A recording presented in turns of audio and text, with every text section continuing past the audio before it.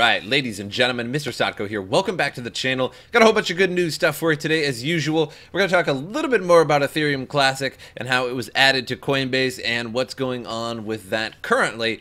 But first, the main topic is that Apple outlaws cryptocurrency mining apps from its App Store, which is not particularly surprising. So let's get into that. Following an update to its App Store review guidelines, Apple has explicitly halted the design and development of iOS applications which can be used for direct cryptocurrency mining. Still, off-device cloud-based mining is not affected by the changes. So even though there's no official record of when the update in the developers' guidelines took place, Apple made it pretty clear that it is directly targeting the prevention of cryptocurrency mining. In its updated guidelines, Apple instructs any developer who wants to list his or her application on the App Store to refrain from producing software which runs unrelated background processes. So design your app to use power efficiently. Apps should not rapidly drain the battery, generate excessive heat, or unnecessary strain on device resources. Apps, including any third-party advertisements displayed within them, may not run unrelated background processes such as cryptocurrency mining. But there is exceptions. So another section of Apple Store review guidelines allows apps to mine for cryptocurrencies only if the process is performed off the device, referring to so-called cloud mining. So cloud mining allows the user to take advantage of a shared processing power, which is generally run from data centers. All you need in this case is a device for the communications. So crypto mining obviously is a process which requires a lot of computational power. It can generate excessive heat, put a serious strain on the resources of a device, particularly a cell phone. So all the things Apple wants to restrain.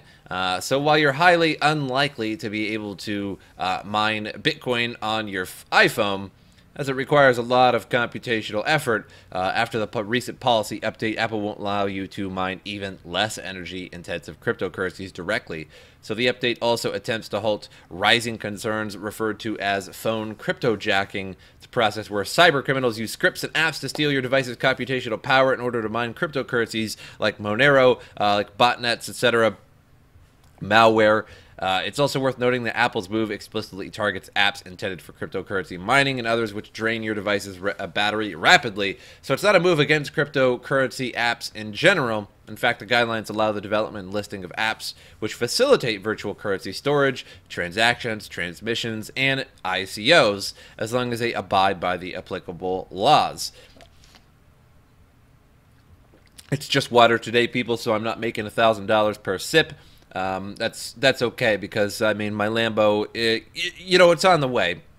I don't even need to lease it. It's just cash, and I'm just I'm just a little bored at this point. I don't even feel like going out and getting it. I already got like 4 in the underground vault. It's not a big deal, so I figured I'd just drink water today.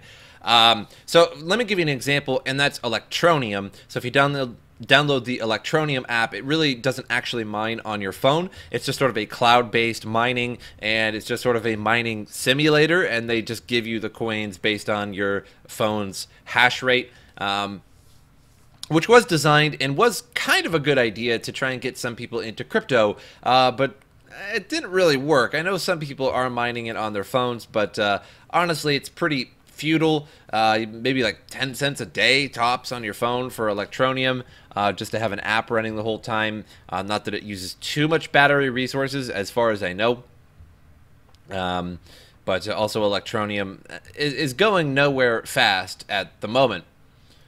So we'll get to the Ethereum Classic last, and we'll talk about that just before we end the episode. So it has Tron and BitTorrent finally tied the knot. So Tron was supposedly trying to buy BitTorrent, and BitTorrent was trying to accept higher offers, even though they had written up an agreement, and they were trying to take him to court, yada yada.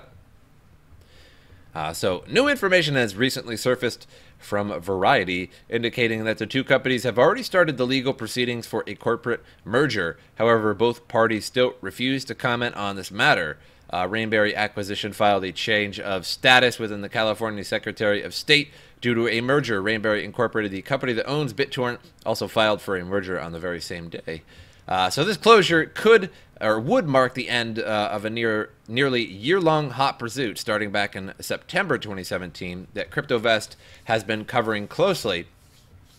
And since that time, there have been reports of a lawsuit regarding a violated letter of intent, the renaming of BitTorrent to Rainberry Incorporated, and Sons' subsequent creation of the new Rainberry Acquisition Holding Company, or Justin Sun, the developer, the main guy in Tron.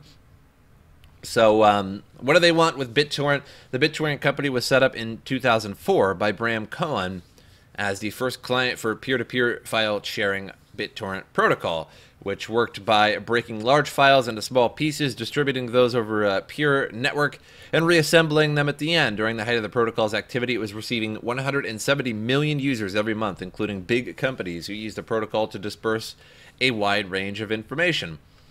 So according to Wire, the BitTorrent company site boasts that the protocol moves as much as 40% of the world's internet traffic each day, but transforming this technology into any kind of business has proved elusive.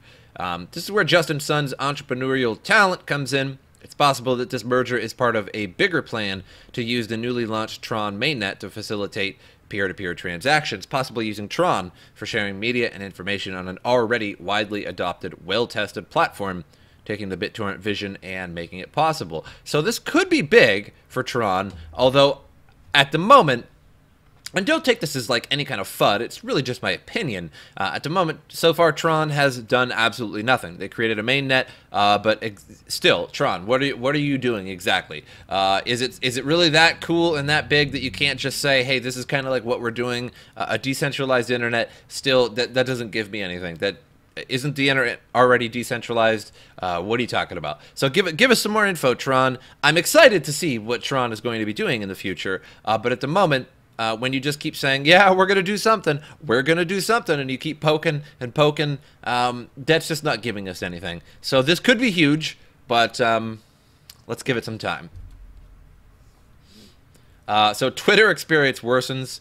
Ether fake giveaways are taking over. So this is kind of true. And look at this big, look at his face. I could do that. I can pose for that. Anyway, so Twitter has been getting a little crazy. So if you go to any kind of major celebrities Twitter that has anything to do with crypto, even some non-crypto celebrities, and they say something, and then all of the comments down below, you have to sift through in this really odd manner to actually figure out what is real and what isn't. Or somebody just below them will say, we're sorry for blah, blah, blah. Here's some free ether as long as you send us ether first, which makes no sense. That doesn't make any sense at all. Why anybody falls for those, I have no idea. But then there's like 200 people that comment below that are fake, saying, oh, wow, it worked, thanks, when can I do this again? And you have to scroll all the way through that to actually get to real comments that you want to read. So fake ether token giveaways are clogging Twitter threads, and seemingly by the second, targeting well-known ecosystem figures, doppelganger accounts, love that word, are created complete with matching avatars. A particularly active post can almost assuredly be counted on to receive seemingly organic calls for participation in free crypto programs hosted by the respective personality. And now they're incorporating Google Plus redirects, and it's working. And Twitter seems to be either doing nothing about it or just plain incompetent.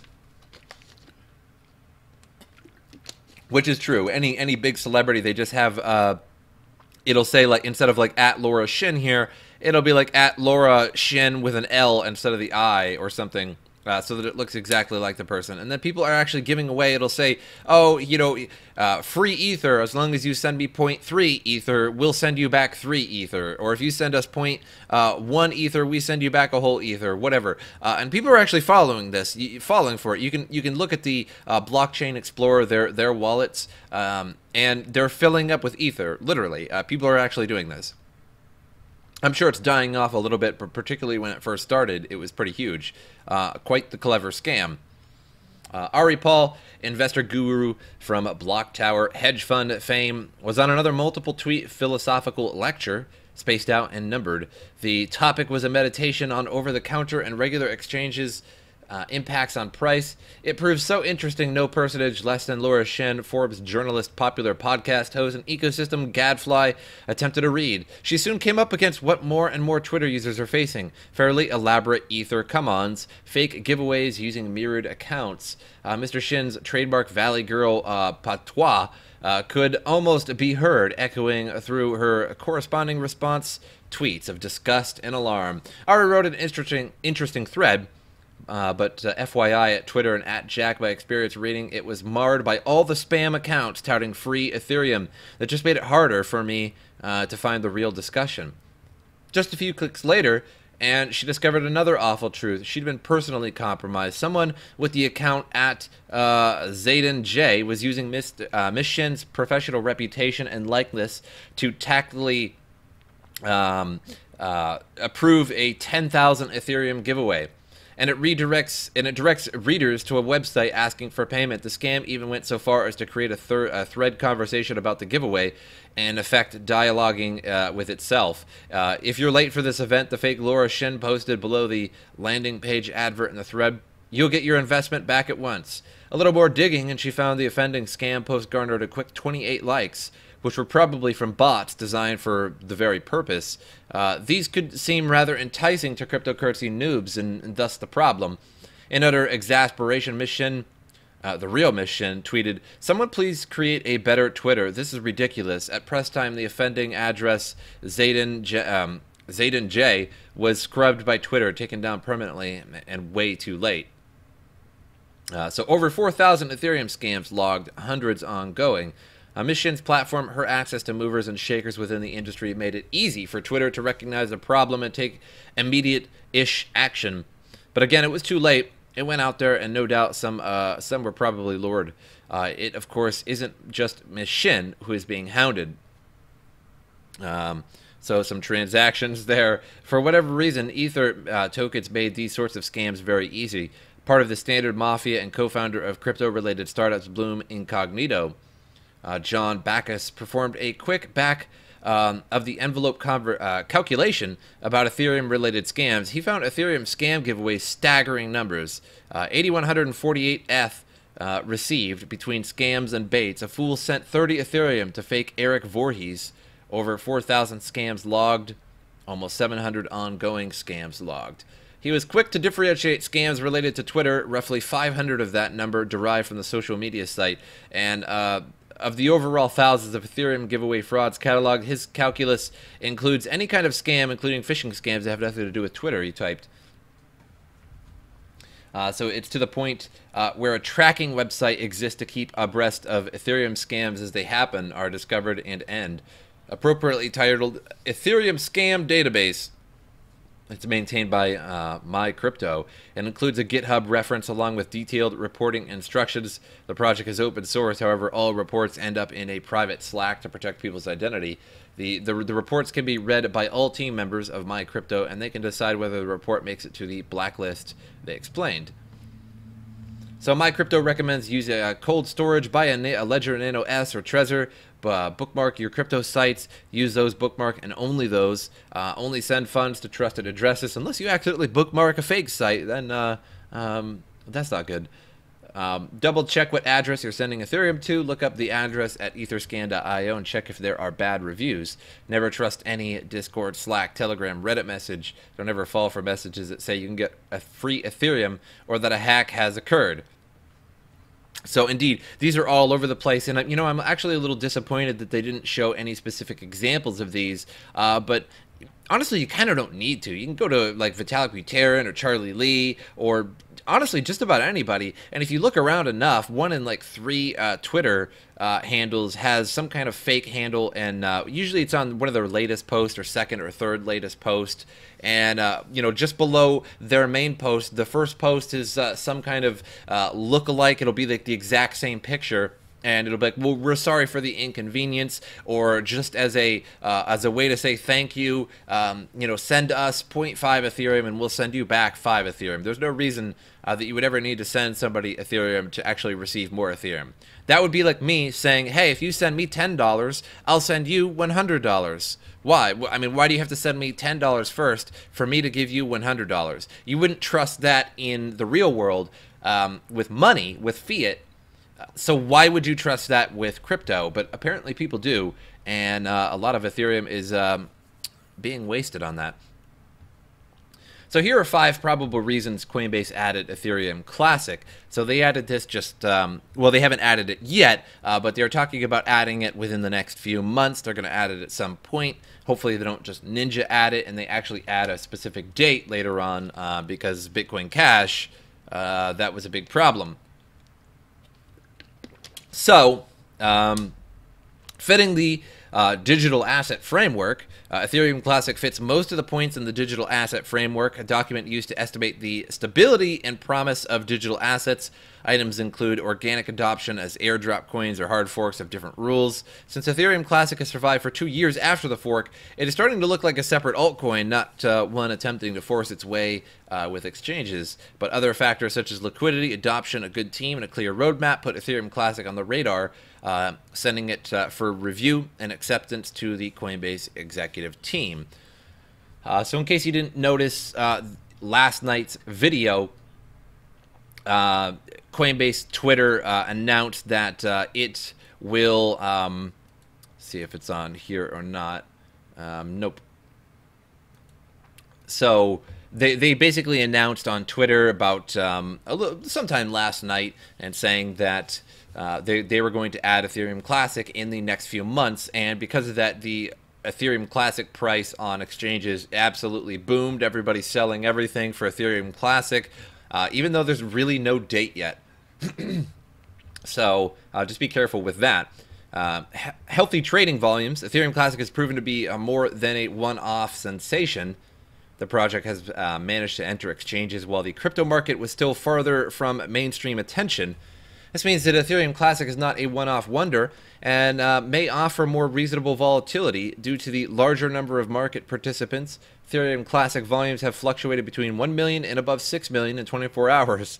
This is relatively low, but the levels have remained more consistent compared to more widely traded coins, which then see negligible volumes. And also, I think this is the main reason, it was already on the book. So Coinbase is still keeping balances from the DAO hard fork back in 2016.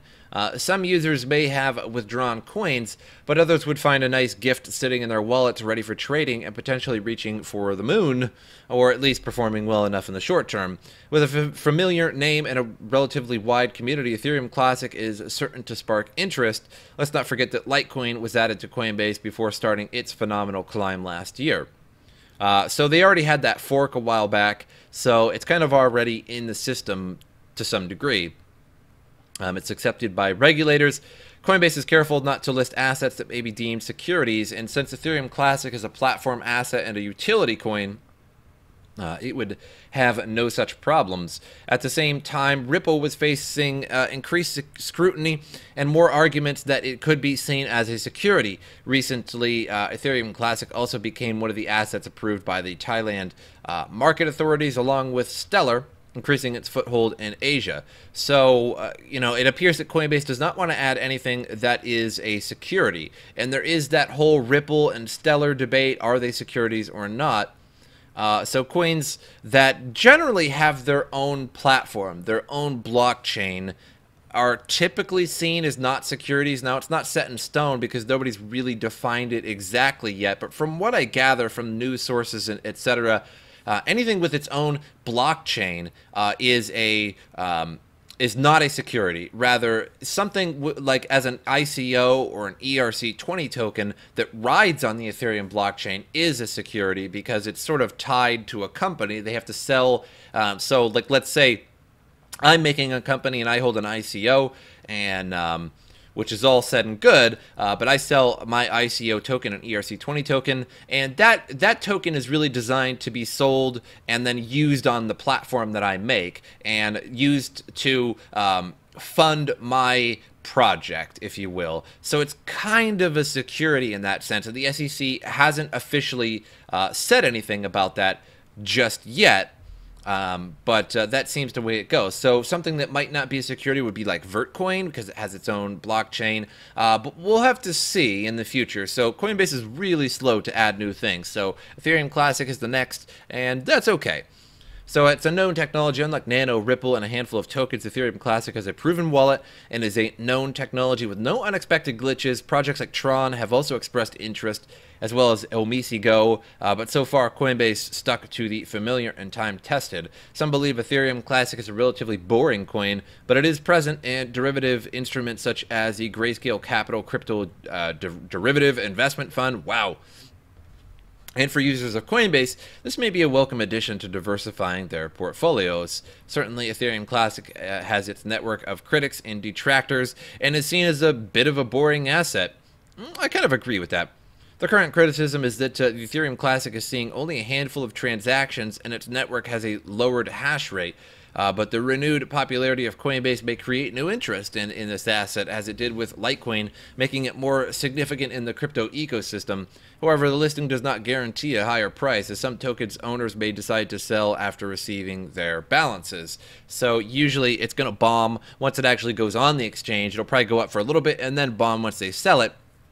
And the ones that are receiving the tokens from forks and such will end up selling them, but we'll have to see. So right now, the current price here, let's go ahead and do a refresh. We're at a $292 billion market cap, so still way down from where we were just a couple weeks ago. But again, it is crypto, so we are all over the place all the time. Ethereum Classic is at 1519, so it's a little bit down from where it was last night. Let me show you the jump that occurred when Coinbase announced on its Twitter that Ethereum Classic would be added. We went from about $12 to 15 or so, $16, and now it's slowly going down. So I expect it to continue slowly going down for a while, and then about the time when it's going to be added to Coinbase, let's say Coinbase says, oh, we're going to be adding it in 7 days on Tuesday, whatever date that would be, you know, or next Tuesday or whatever they say, then I would see a huge spike in Ethereum Classic again. You know, so if you have Ethereum Classic around that time, it might be a good time to sell because it's definitely not going to stay that way, I at least would assume. Not with the market all the way down like this. This was just because of the announcement. So it will be going down for a little while here. But again, just before the actual announcement, you know, whether they say, oh, it's going to be 2 weeks or it's going to be 3 days, we'll add it. There'll probably be a massive spike again, just because of people selling the news. But I hope you guys enjoyed this particular episode. And as usual, I will see you guys next time.